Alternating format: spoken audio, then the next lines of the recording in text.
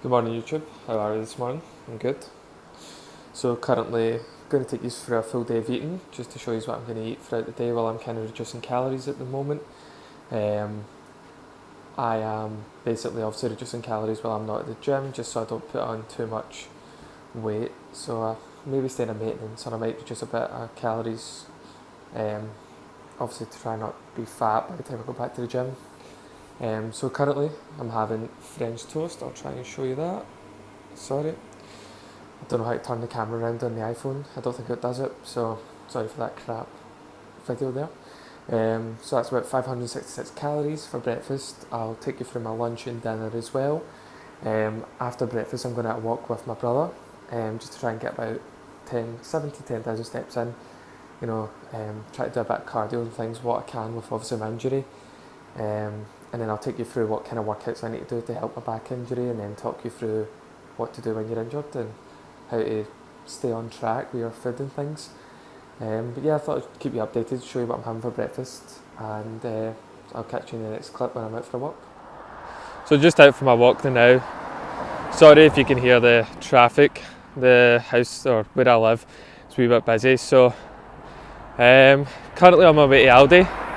I had to run back to the house, well not run because I can't run, but I had to walk back to the house because I forgot my mask. This whole mask situation is honestly, it's brutal. I understand why you need it, but see when you leave the house without it and then you have to run all the way back to get it, it's an actual pain in the butt. So currently on my way to Aldi, as I said, I'm going to pick up some chicken tikka slices, the pre-cooked ones, just for my wrap salad I'm having later on for lunch, which I'll show you. I'm also trying to get out and do my steps. I'll try to get about 7 to 10,000 steps. It just helps. The doctor says that I should try and get out and walk as much as possible. That's kind of what I walk on a daily basis anyway, so that's good for me. Helps obviously keep the stiffness from the back, especially because I sit down all day in my job, so it's just easy. And also it'll help try and the fact I can't go to the gym and stuff, that'll help try and reduce any fat that I might be putting on. I have reduced my calories quite a bit, so I was on 3,200 calories and now I'm on about 2,500. I know that's quite a big change, but because I'm not going to gym as much and I'm not exercising the same, it's just easier to reduce it that much because I'll end up putting on too much fat if I don't reduce it anymore, which then it'll be really hard to try and get rid of. It'll be really hard to try and get rid of when I start the gym again, and also I'm out for a month, maybe 2, so I need to do what I can to try and stay fit and try and stay in a decent shape while I'm out. So yeah, as I said, currently on my way to Aldi. I'll probably catch up with you again when I'm out Aldi and I've got everything I need. So I'll see you in about 2 seconds probably to you. So out of the shops, that's me get everything I need for my lunch later on. Currently still out for my walk. I just have a nice wee woodland area next to my house, so hopefully it's a wee bit quieter, there should be less traffic going by. I noticed in my videos I seem to say a lot, but it's just one of those filler words. I'm a wee bit nervous making these things, so I never know what to say. I'm trying to plan what to say. It's a wee bit hard because you have to think of a full conversation and then make a video, unless there's people out there that just opens up the camera and starts talking, which I applaud. So as I said, on my way for my walk, I thought I'd talk about my weight a wee bit. So I was 83.6 kilograms on Friday, and today I woke up at 82.8 kilograms. Now, I know that sounds like a lot of weight to lose, but on Thursday I had a massive dinner. I had tacos and it was a lot of meat and it was quite salty, so I was probably holding on to a lot of water weight and things. I also hadn't drank a lot of water those past couple of days, and over the weekend I didn't eat too much because I was quite sore, so I wasn't really feeling up to eating, so that probably made me lose a lot of weight. So 82.8 kilograms. I won't want to lose much more. The lowest I would get down to is maybe 7 to 8 kg while I'm obviously out from the gym. That'll hopefully help keep the fat off, but I hopefully won't lose too much muscle.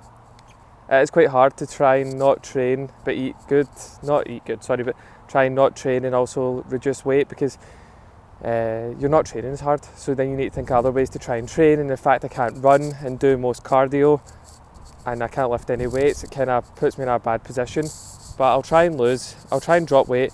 and walk around, like do my 10,000 steps and things, to show that obviously you can still lose weight with minimal activity, just as long as you fix your diet as best as possible. Try to think else what else I was trying to say. If I think of anything else, obviously I'll come back to the video during my walk. But at this moment in time, I'm just out for my walk. I think I've got up to 6,000 steps so far, and it's only 10:45, so I'll probably try and get up to 7,000, then head home. I thought I'd add something in as well, about like obviously the fact I can't train as hard and I can't go to the gym and things. I'm not really worried about losing too much muscle, because there's loads of studies that show that even if you've missed training for about a month, you shouldn't lose muscle as long as you try and keep some form of activity up. It's once you hit those, once you hit about a month and a half, 2 months, when you start losing a wee bit of muscle. But even when even if I do lose a bit of muscle, by the time I go back to the gym, obviously your body you have muscle memory, so your body will start to remember what training's like, and you'll start to add that muscle back on again as fast as possible. So I'm not overly concerned at the moment in time. I'm more concerned about putting on a bit of fat and then ruining what I had done. Hence why I'm trying to reduce my calories a bit.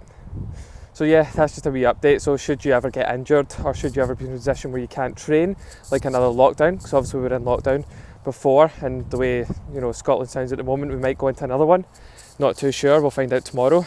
Obviously you don't need to be too worried about missing training, as long as you keep some form of activity, such as bodyweight exercise. You might lose a bit of muscle, but you shouldn't lose too much, and it does take a bit of time to start losing a bit of muscle as well.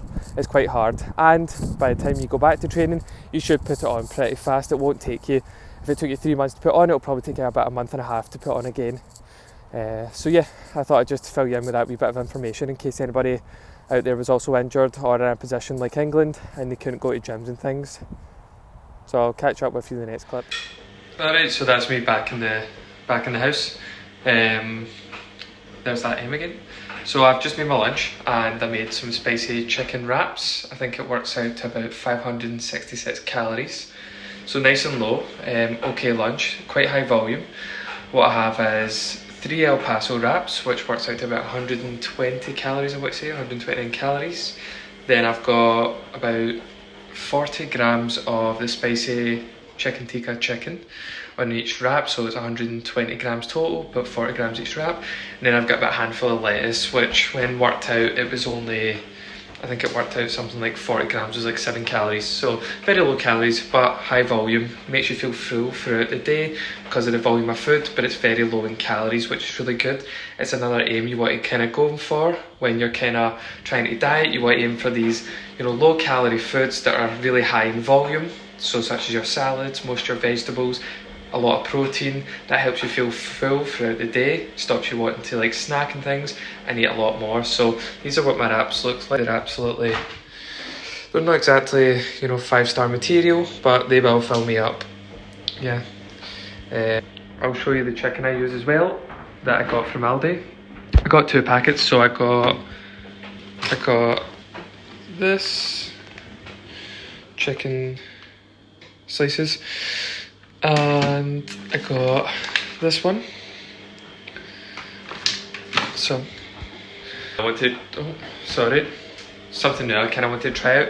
Another big trick, I like to drink a lot of water throughout the day as well, which will help you feel full. Also, a lot of these Diet Pepsi, I like the caffeine free ones. They're really good for night time. Obviously when it gets later on at night, towards 8 o'clock, 7 o'clock, you don't really want to have a lot of caffeine, especially because caffeine stays in your system up to 6 hours, but it has a half-life of 6 hours, so that means your sleep patterns will be affected, which then will affect your training and your diet and things.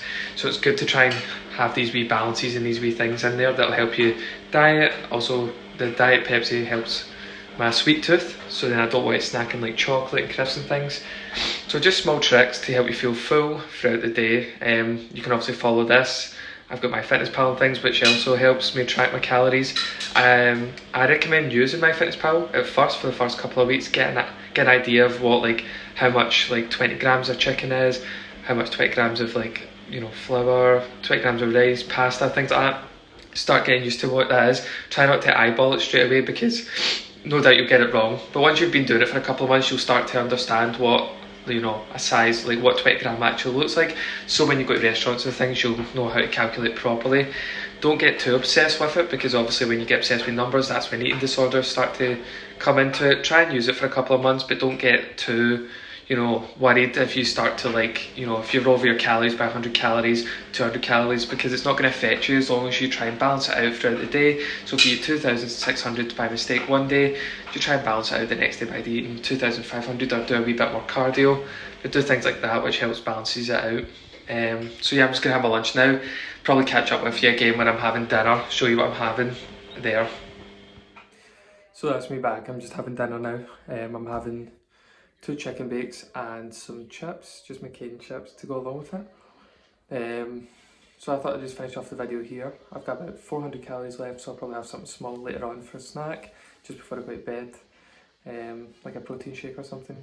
Yeah, I just wanted to finish the video here by saying you should try and stick, when you're in a cut, try and stick to as close to your calories as possible. Obviously if you go over a bit it's okay, but you don't always stick under, because that's when you undereat, and then that's how you start to lose muscle and things. That's obviously you want to try and maintain.